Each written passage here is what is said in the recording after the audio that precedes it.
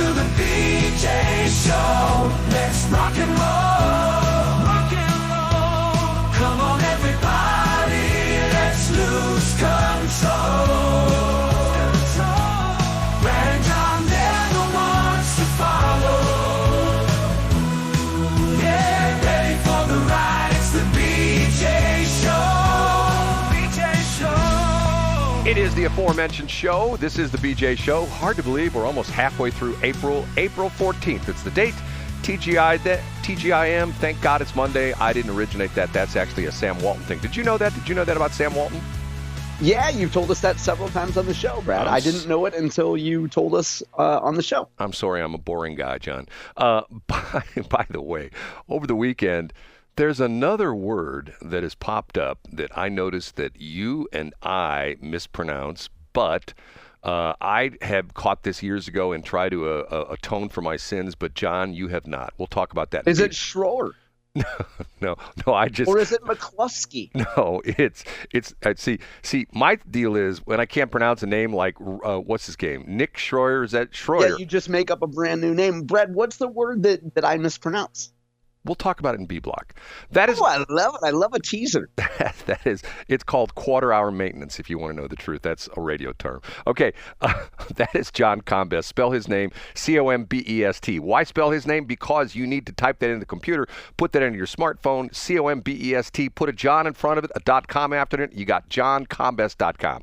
Why should you be looking at johncombest.com? Because for the past 23-plus years, every single day of his life, he never misses a day. He puts together a list of all the important stuff you need to know about what's going on in the state of Missouri. Sometimes there are heart-wrenching stories. Sometimes they're government waste stories. Sometimes they're good government stories. Sometimes they're even Mary Elizabeth Coleman stories. But they are interesting stories nonetheless. And what we do is we bring in this guy. I'm Casey Kasem. Because we count down John's top 3 of the stories he covers on johncombest.com. And we start with... In third place...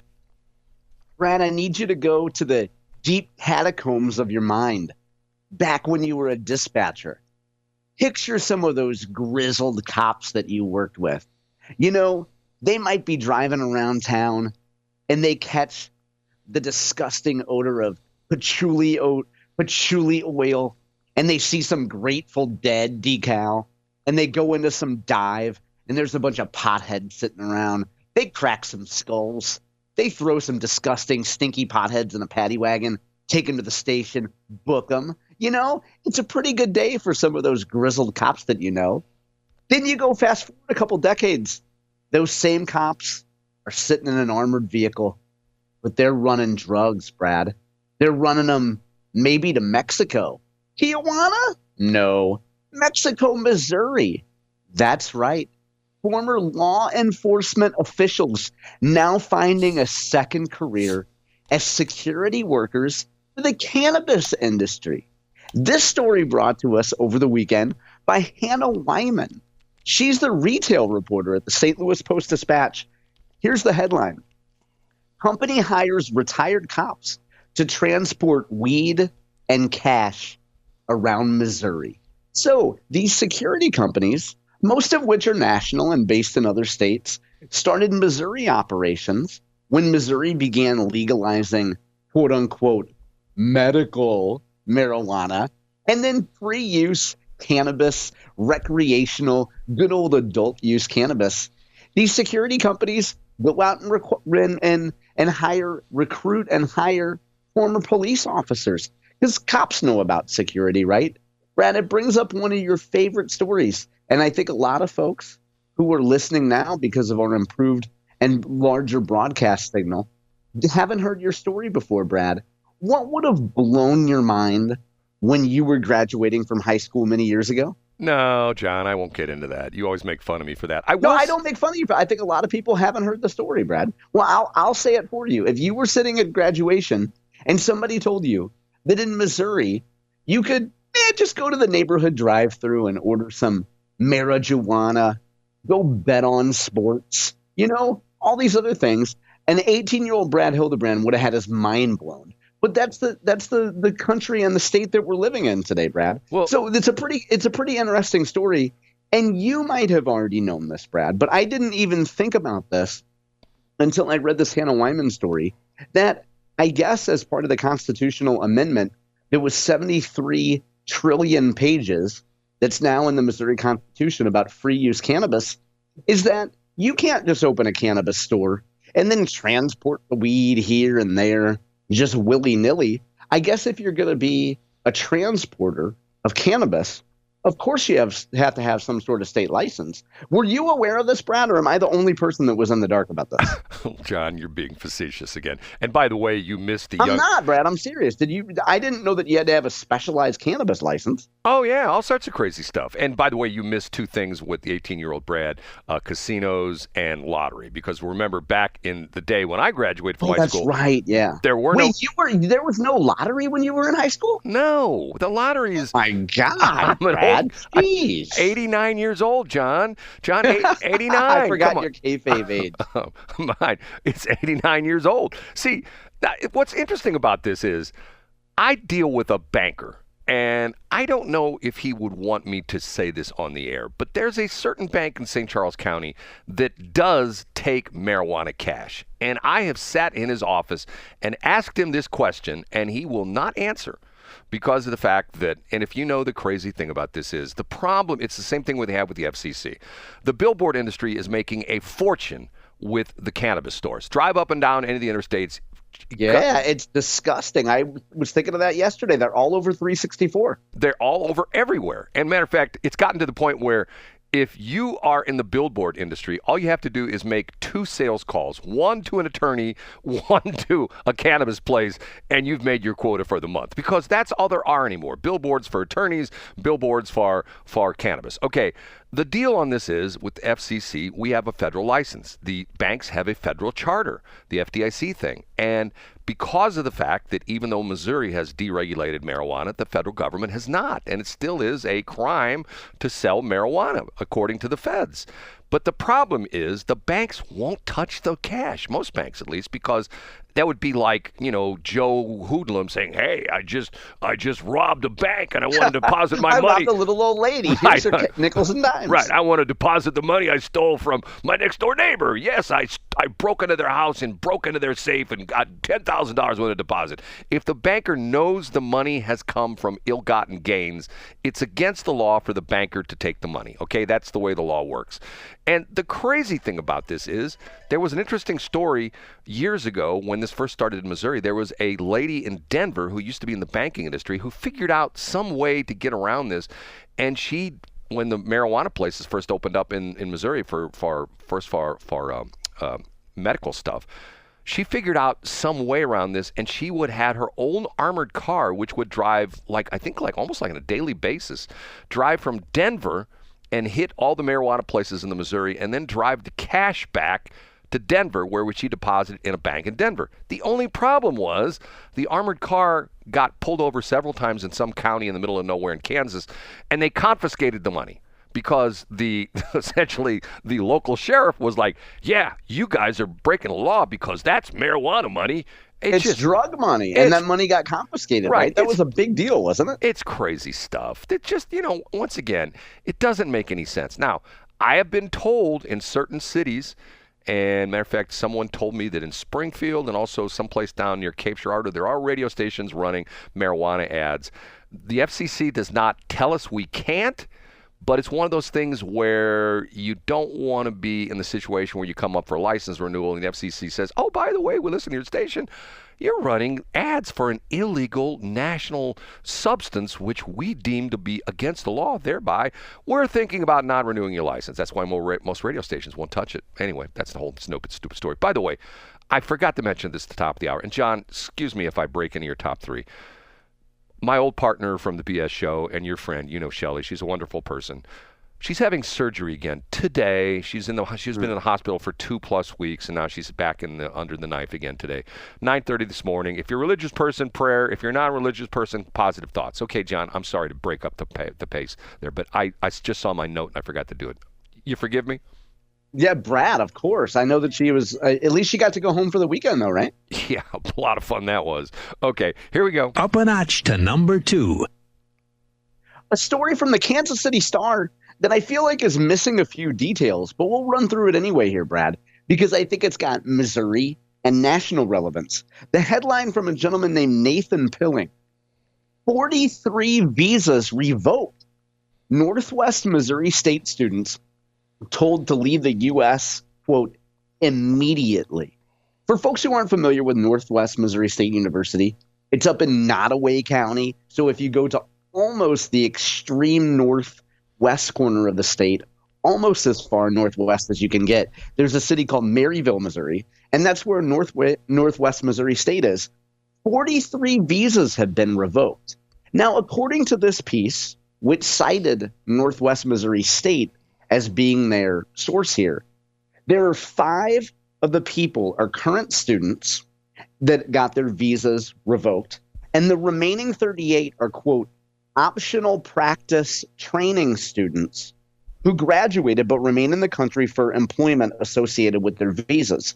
So, Brad, unless I'm missing something here, there's out of the 43, 5 of them are actually still in school, and then 38 seem to be what I know are often called as visa overstayers. So that's the way I read the story. The point is, the Trump administration has said, get out. You don't belong here anymore. And there aren't any more details coming from Northwest Missouri State. Northwest Missouri State gave a pretty standard statement of, we're keeping an eye on the situation and looking at how we can help students, and we'll provide more details, etc. But it looks like this is a case of the Trump administration seeing people who had visas and who outstayed their welcome, and they're giving them the old hee-ho, Brad. Get out of here. You know, John, it's interesting. I remember reading an article a few years back about, it was written by a guy who was a graduate student, I believe in London. He was going to one of the universities there, and he talked about the fact that he graduated and overstayed his visa by like a week, and one day there's a knock at the door. It's the, whatever the equivalence is in England of the ICE or CPB, whatever they are, essentially saying, sir, you've overstayed your visa. Pack your things. We're taking you to the airport. And they now, yes, yeah. And they literally they stood there while he packed his bags, took as much stuff as he could. They drove him to the airport and said, and they actually made him book a flight, and they watched him get on the flight, and he left the country. Now, that's in England. You know, what's always interesting about this, you have these people say, well, in Europe, yeah, in Europe, everybody gets free health care. Right. Everybody gets free health care in Europe. And my response is, well, it's so great, then move there, but and they won't. And they won't, of course. Which is, although we did have, now we have the 2 people, we have the 2 stars who did move out of the country when Trump got in again. One of being, what's the... was it Ellen DeGeneres? Ellen DeGeneres and somebody else. They both moved. Ellen moved to Ireland or something like that. Matter of fact, did you at the press conference when Trump a couple weeks back had the Irish prime minister in? He made some comment about Ellen moved to your country. And the prime I missed that. And the That's prime so minister good. didn't know who that was. Okay, we ready for number 1? We sure are. The number 1. The top story this morning on stltoday.com again comes from Hannah Wyman, the retail reporter. Quote, St. Louis beer, coffee, and whiskey makers prepare for Trump's tariffs. Your tab may rise. Brad, I'm surprised we haven't seen more stories, at least locally, about the impact of tariffs. And it's possible that I've missed some over the last few months. But I feel like this story is a little bit late. I guess I shouldn't be so critical early on. Let's get to the gist of it. In general, Hannah goes out and she talks to folks that do spirits, that do a little bit of alcohol in the local area, got that local hipster alcohol thing going on. Folks that have coffee, that are importing coffee from Peru, Brazil, Indonesia, and Africa. And other folks that are reliant on bringing in imports, and talk about the fact that Missouri companies and then consumers will be shouldering the cost of these tariffs. Now, Hannah does a good asterisk in here, and she points out that tariffs have been in flux in the last, 96 hours or last week, however you view it. And her point, via some of the folks that she interviews here, is that the uncertainty is the really hard thing.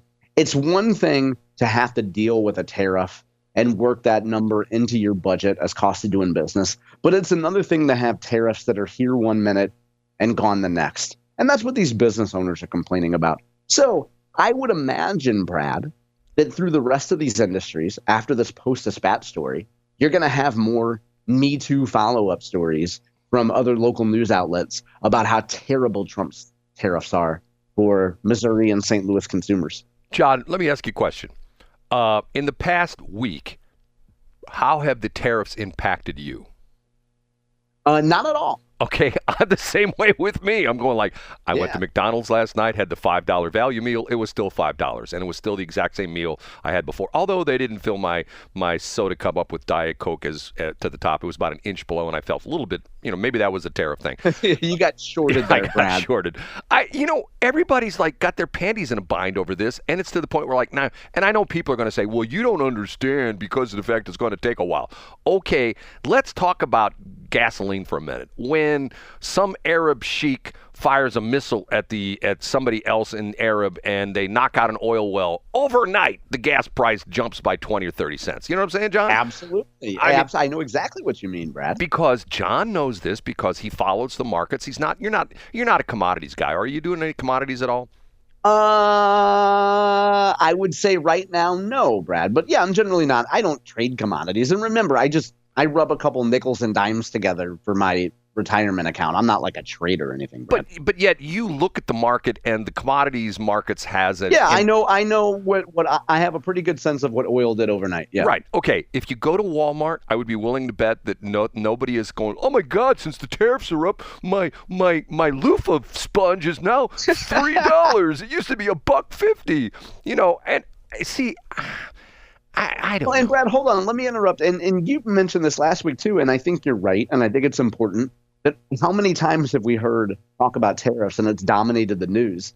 The reason why we're hearing so much about tariffs, number one, not only would it be an important economic effect on the world, but also Democrats and their friends and their communications arm in the media have identified this as an area where legitimate libertarian types and Republican types and conservatives are critical of President Trump. So the media is going to amplify anything that creates a division in the Trump coalition.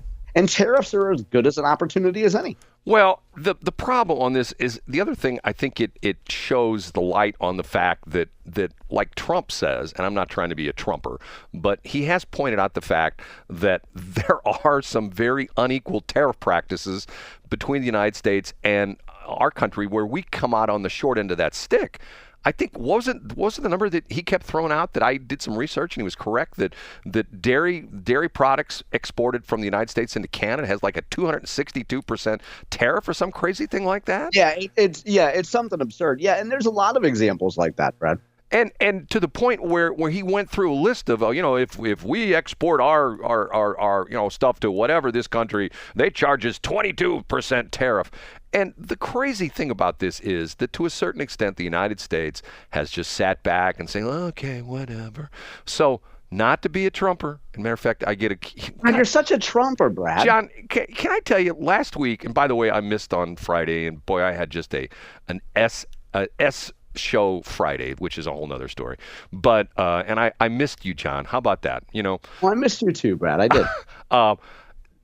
There's so many things that I have people texting me, mad at me about things I've said on the show. And I'm thinking to myself, I'm the guy who comes on and says, you know what? I think a lot of the stuff the Republicans do is stupid. A lot of the stuff the Dems do are stupid. I'm like the libertarian dude. I'm the guy that's calling balls and strikes on both teams, which I used to do as an umpire. And I get broad brush with this. Oh my God, you live and breathe for Trump. No, I don't. I think he does some stupid stuff. And one of the things Brad, and let me interrupt, Brad. No matter what you say, a percentage of people, when you call balls and strikes, think of how many times people just yell at the umpire because they think that pitch hit the corner, Brad. How many times as an umpire did you know that a pitch was off the plate, but from the opponent's dugout, from the other side's dugout, it looks like it painted the corner? I hear you. And I think the thing that... You know what I mean, Brad. Oh, I know exactly what you mean. But I think the thing that probably bothers me most about this whole situation is that what's happened is you have a president, and I'm going to get in trouble for this, you have a president who's working the job, and you had a former president who was sleeping at the job, or my complaint, on Rehoboth Beach, or whatever the hell the name place is in Delaware. sitting on the beach, with a beach umbrella, and I'm thinking to myself, now, once again, here I go again. I'm sorry, John. My criticism of Trump, stay off the damn golf course. Just stay off the damn golf course. But you want him to play pickleball. Yeah, I don't You don't want want him to play golf. He needs to get with the times. It's 2025. It's pickleball. It's not golf. I don't want him to play. Nobody watches the Masters anymore. They watch the Harpos. I don't want him to play anything. I want him to work the job 24/7, 365. Stay in the damn White House. If you need to go somewhere, you got Air Force One. Come back to the White House.